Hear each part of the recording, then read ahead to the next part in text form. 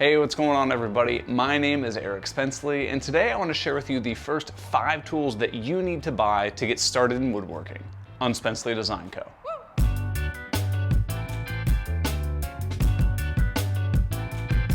The first tool is a drill.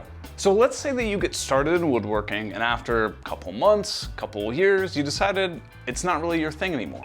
You can still utilize a drill for tons of around the house projects like hanging pictures and other small repairs that would take much longer with a typical hand screwdriver. Drills allow you to start with very basic projects where you're simply screwing pieces of wood together without any complex joinery. And even if you decide to go deeper and deeper into the whole woodworking hobby, you're still going to use a drill all the time. When you're out looking for a drill, really the only thing that 99% of the people should even care about is whether or not their drill is cordless. Outside of the cordless capability, all the features that all the different drills have truly don't matter for 99% of the people out there, so just pick one. And no, the brand truly doesn't matter. You could go with a really cheap green one, you could go with a mid-level priced orange one, or you could go with a higher end black one. I bought this cheap green drill when I very first started, and I can tell you that it does the exact same thing as these other two. Now, is it anywhere near as nice as this drill here? No, but it still drills holes and drives fasteners just as well as this one does. Now, you're probably watching this video because you're trying to save a couple bucks and you're cheap, just like me. So what I would suggest doing is when you're buying your drill, grab a combo kit. A combo kit is going to get you all set up with a drill, some batteries, and a charger. And if you're lucky, some of them will even throw in an impact driver in the mix. Definitely not required, but if you're driving a lot of screws, these just make it a little easier. Now, if you want a couple suggestions of drills that I recommend, I'll leave a couple of those links down in the description below. So once you get your drill picked out, the next thing that I recommend you buy is a circular saw. And if you do it right, when you buy the drill with the charger and batteries, you'll often see kits that also include a circular saw. So I'd recommend doing that combo kit. But why do you need a circular saw in the first place? First, the circular saw is one of the smallest and most portable saws. You can very easily break down large sheets of plywood or cut 2x4s to length so that you can start your very first home project or furniture project. So if the only tools that you have are a drill and a circular saw, you can still make tons of projects at home to really test out whether or not you've got that woodworking bug. Now, when you were looking at circular saws, one of the things that you're definitely going to want to pay attention to is which side the blade is on.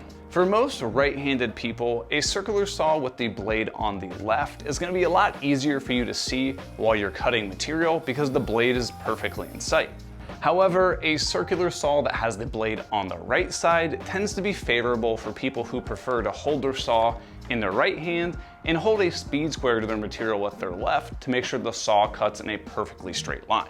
Truly, it doesn't make that big of a difference, and I would recommend that you go to the store, get both in your hands, and just see what feels more natural. It's probably gonna feel like a baseball bat or something that you naturally just pick it up one way, so that's what I suggest. The other consideration that you're gonna have to look at when you're buying a circular saw is the size of the blade. Now, they make extremely small blades, like 2 or 3 inch blades that are specifically made for cutting really, really thin material.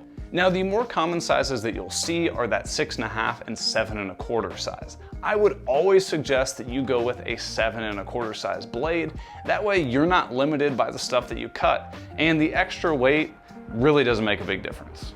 Again, I'll leave some links down in the description below for some circular saws that I recommend. Once you have your pieces cut down to size and you go to grab your drill to fasten those pieces together, you might notice that they tend to slip around a lot. That's why the third thing that I recommend that you buy are clamps. Now, when you start looking at clamps, you're gonna notice that there are a ton of different varieties. That's why I would suggest that you start out with some really cheap Harbor Freight clamps. These small F-style clamps cost about $2 a piece, and I still use them today. Now, the other kind of clamp that you're gonna see a lot of people suggest are these cheap squeeze clamps. Now, these ones are only about $2 from Harbor Freight. However, I like those F-style clamps substantially better. Squeeze clamps are great, but you have to spend a little bit money on a higher quality squeeze clamp for it to actually have adequate clamping pressure. Now, inevitably, you're gonna start building larger projects, which means that you're gonna need larger clamps. Now, personally, I would suggest that you do not buy the really large, cheap clamps from Harbor Freight because they're just not good quality. The cheap bar clamps that they sell like this do not give much clamping pressure, and they bend really, really easily. Instead of investing your money into those cheap Harbor Freight clamps, I would suggest that you get yourself some real nice parallel clamps if you're going to be doing large projects. Now these things are not cheap, however these make large glue-ups an absolute breeze. Now another option would be making your own pipe clamps, but to be honest with you, I've never used those before, so I don't have any feedback on them. And if you want to see some clamps that I suggest, I'll leave a link down in the description too. So now that you've got the ability to cut your wood down to size with a circular saw, clamp it together with some clamps, and then fasten everything together with your drill, you're gonna run into one thing. The wood is really rough. And that's why the fourth thing that you need to buy is a sander. Now, sanding is arguably the worst task you have to do in woodworking, so we wanna get it done fast and efficiently. Now, the first suggestion I have when you're looking at sanders is to take that cordless sander and ditch it. The reason is because nobody likes sanding, so I'm trying to get my sanding done as fast as possible. And a corded model has way more power than any cordless sander you're gonna get your hands on. Now, that cordless sander is one of the few tools that I will tell you to always skip the cordless version of. And the second thing I wanna caution you about sanders is do not get a sheet sander. Sheet sanders are typically the cheapest sanders out there, and they're just terrible.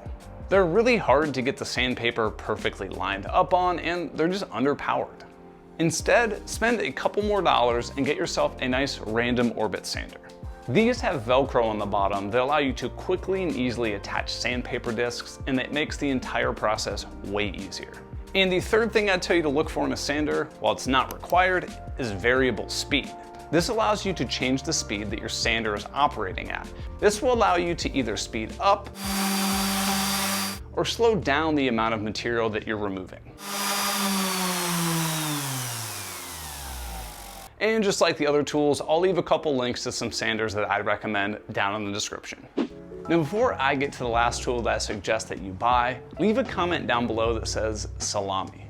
I read every comment that comes through. So when you write salami down in the comment box, it lets me know that you actually watched the video, and I wanna know the tools that you recommend that everybody should buy when they first get started. So write salami and then the tools that you think everybody should buy at first. Now, while you could absolutely make a ton of woodworking projects with just a drill, a circular saw, a couple clamps, and a sander, there is one tool that I think will unlock a ton of possibilities for people, and in my opinion, is probably the most valuable tool you can get your hands on. And that tool is a table saw. The table saw excels at making extremely precise and repeatable cuts with ease. Now, this particular table saw is a pretty cheap one, coming in at right around $600. However, when I very first started all of this, I was working on a $200 portable job site saw.